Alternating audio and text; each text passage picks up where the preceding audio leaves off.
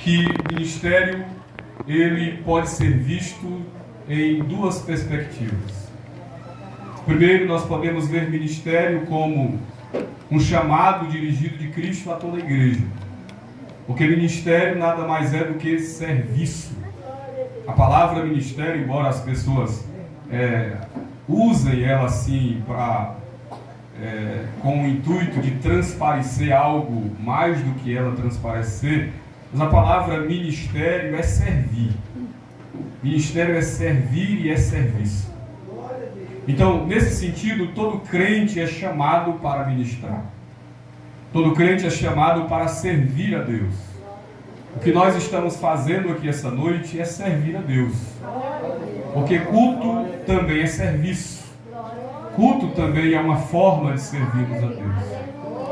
Mas existe também uma outra forma em que o ministério deve ser visto, que é o ministério no que diz respeito àqueles que são chamados por Deus e separados por Ele para trabalharem especificamente em prol do ministério, em prol da obra de Deus. E Paulo, nesse texto de Efésios 4, ele nos apresenta alguns princípios que nós, como líderes, precisamos lembrar, e os irmãos, como liderados, precisam também ter em mente. Alguns princípios que devem guiar, que devem nortear o ministério cristão. São princípios bem práticos e bem fáceis de serem compreendidos. O primeiro princípio que Paulo nos apresenta está no verso 7. Quando Paulo nos lembra no versículo 7 que segundo a graça de Deus que nos foi dada, o dom que nós recebemos segundo a medida do dom de Cristo. Observe que a partir do verso de número 7, Paulo vai tratar sobre a obra do ministério, Paulo vai tratar sobre os obreiros do ministério, Paulo vai falar sobre a responsabilidade do obreiro no ministério, mas Paulo começa a nos lembrar que ministério, meus irmãos, não é conquista. Ministério é uma dádiva da graça de Deus. Ministério não é uma conquista humana. Ninguém se torna obreiro, dirigente, pastor, pregador, missionário. Ninguém exerce um cargo na igreja, um trabalho na igreja. Ninguém ministra aos santos e com os santos porque merece fazer isso. Assim como a salvação é uma obra da graça de Deus, como mesmo Paulo disse na mesma carta aos Efésios, capítulo 2, verso 8, quando ele nos lembra que pela graça somos salvos por meio da fé, e isso não vem de nós, é dom de Deus. Paulo nos lembra que a vocação para o trabalho não é resultado do nosso merecimento. A vocação para o ministério, para o trabalho de Deus, para a obra de Deus, também é uma obra sublime da graça de Deus.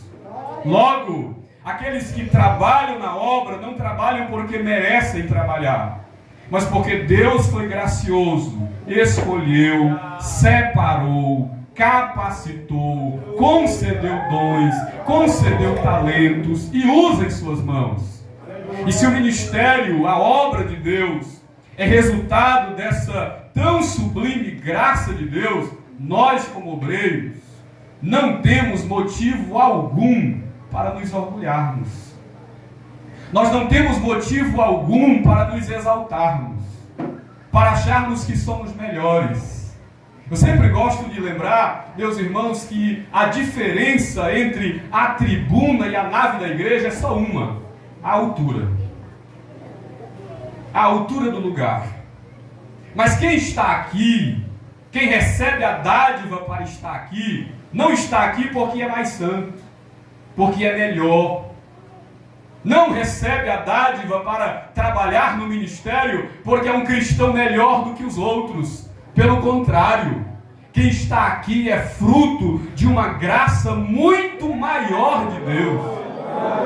Logo, nós como obreiros, nós não temos razão alguma para nos orgulharmos, para nos considerarmos maiores, melhores, mais especiais. Não, nós somos apenas alguém a quem Deus estendeu a sua mão graciosa e nos deu a oportunidade de trabalhar na obra de Deus.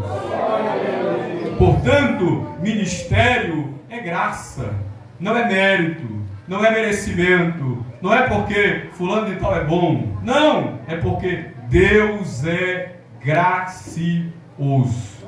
Se você olha para a história da Bíblia, para os homens que foram usados por Deus, você vai ver sempre a manifestação da graça de Deus. Sabe por quê? Porque Deus escolheu os improváveis. Deus não escolhe os prováveis. Deus escolhe os improváveis. Para governar, aliás, para dirigir uma nação, durante 40 anos no deserto, Deus escolhe um homem pesado de língua, que não sabia nem falar direito, que tinha medo, que temia ir ao Egito, mas Deus escolhe os improváveis, porque Deus é gracioso em fazê-lo.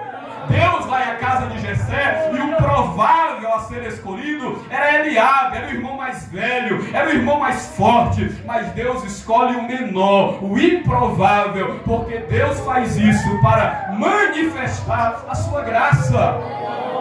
Quando Deus quer levantar no Novo Testamento um apóstolo para ser o maior apóstolo da história bíblica, o apóstolo dos gentios, sabe onde Deus vai? Deus vai nas ruas de Jerusalém e escolhe um perseguidor da igreja. Paulo ou Saulo, que era alguém que perseguia os crentes, arrastava os crentes pela rua, matava, que talvez muitos ali olhavam e o consideravam uma pessoa extremamente má, e ele era mau, mas a graça de Deus o cercou, o alcançou soberanamente, trouxe vida onde havia morte e fez de Paulo o maior apóstolo do cristianismo. Por quê?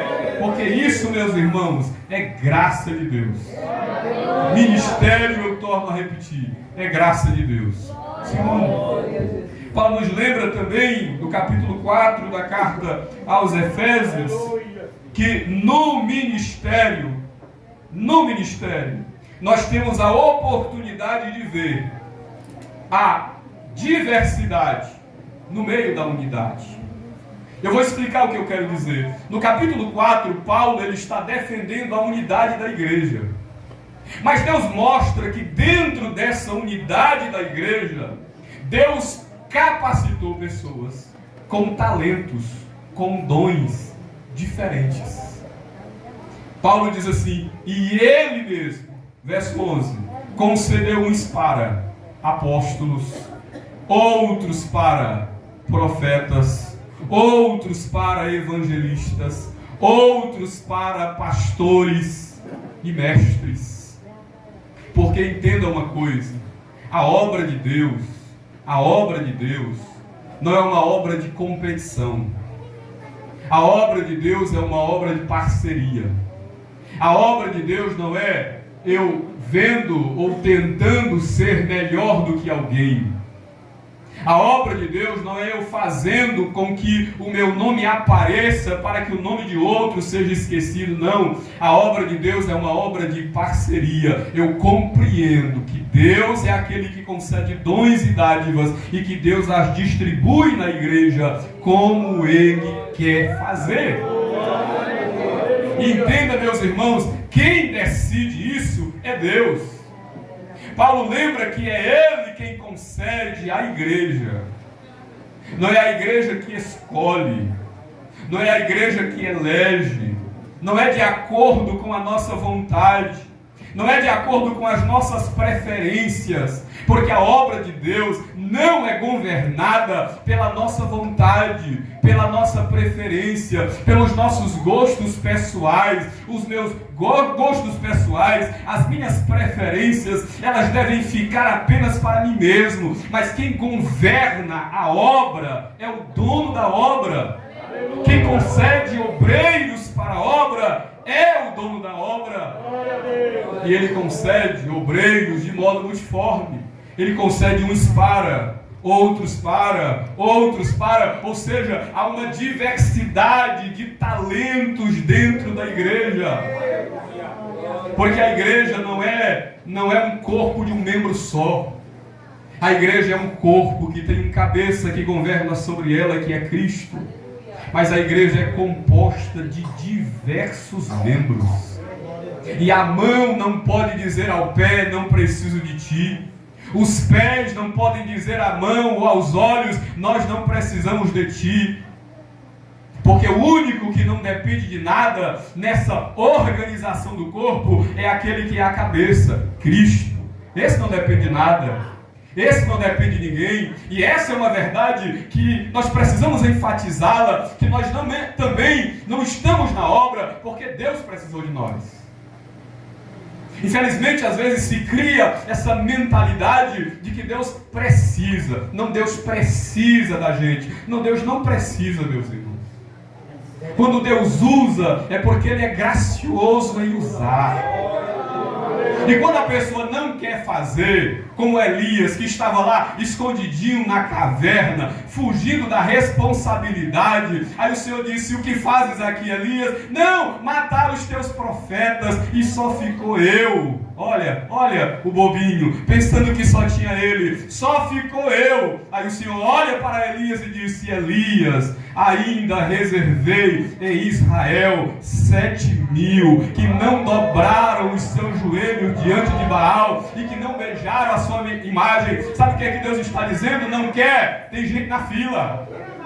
Não quer, tem outro para colocar no lugar, porque apenas uma pessoa é insubstituível na obra: Deus. Apenas Deus é insubstituível. Porque se eu sair, não vai dar certo. Porque se eu não estiver na frente, não dá certo. E quem disse que as coisas dependem de você? As coisas dependem de Deus, apenas de Deus. Se você não quer, Deus vai lá no mundo, pega um cachaceiro, transforma ele pela graça, enche ele com o Espírito Santo e coloca no teu lugar.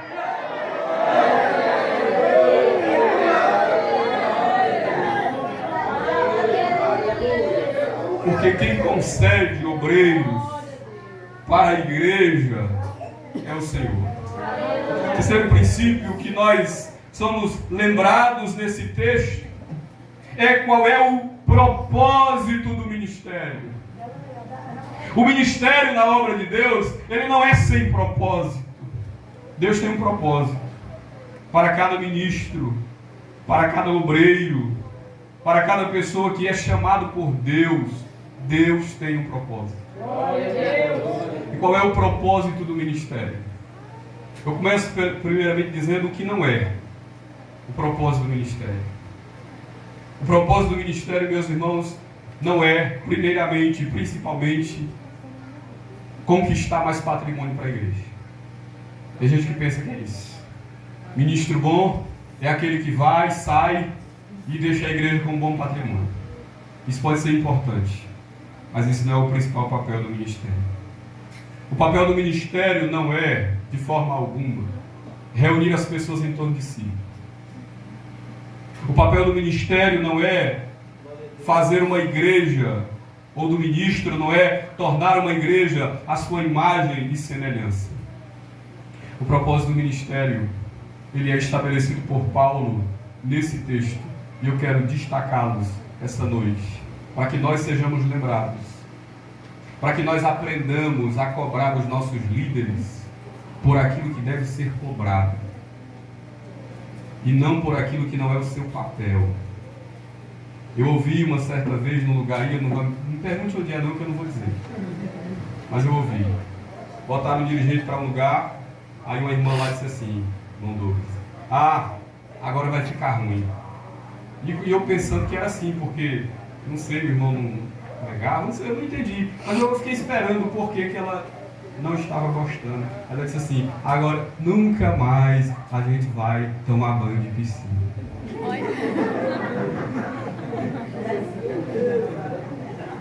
Agora nunca mais, porque esse que vem aí não gosta. Olha a mentalidade da pessoa. Olha a prioridade da pessoa. E tem coisa pior. Coisa pior. Então nós precisamos entender o que é a obra do ministério, para que nós cobremos os nossos ministros, os nossos líderes, do que de fato eles devem ser cobrados. Paulo diz no verso 12, depois dele especificar os talentos do ministério, ele diz